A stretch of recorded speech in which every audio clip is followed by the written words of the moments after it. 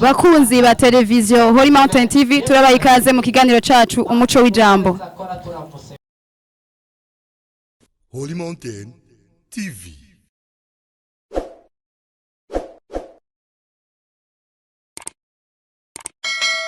Tukaba turi kumwe n'umukozi w'Imana adasanzwe turabaye ikaze mashaka kwidondora.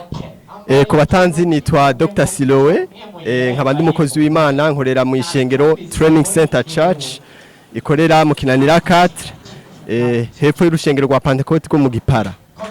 Yego. Murakoze cyane twarabonye mu Igikorane cy'ubwiza mbega mo tubwira teme y'ico gikorane cy'imisi 3 mu maze nk'imisi. Kubabonye amafishe twateguye igikorane kidasanzwe, igikorane twise igikorane cy'ubushobozi no kwitanga.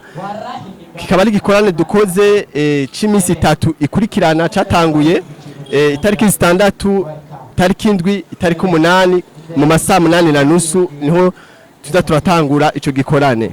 Kikaba ari igikorane twateguye ishengero Training Center kandi tukaba turabona by'ukuri Imana yigaragaza.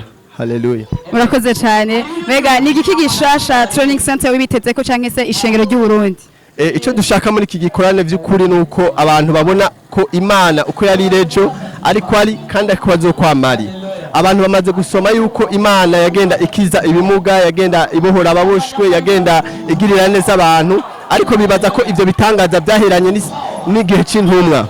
Rero intumbero kino gikorane no kwerekana ko by'ukuri Yesu aracari muzima, aracakora kandi ubushobozi bwiwe by'ukuri bukorera muri twebwe buracari available. Ndiko rero novuga nti iki gikorane intumbero yacu ya mbere nukwerekana by'ukuri ko ubushobozi bw'Imana bugihari kandi bukora. Hama ica kabiri nuko dushaka yuko by'ukuri kino gikorane abantu bitangira igikorwa c'Imana mu kugishigikirisha uburyo bwabo. Nkuko Mose igihe yagomba yubaka ihema ry'ibonaniro yasabye yuko Abisirayeli bamushigikira bagatanga ibyabo bagatanga amafeza. Natwe uyu munsi dushaka ko by'ukuri umuntu wese azi ko akunda umurimo w'Imana yoshigikira agatanga uburyo bwiwe kugira ngo umurimo w'Imana ushobore gutera imbere ukaguka. Ego niyo ntumbero y'igikorane. Murakoze cyane.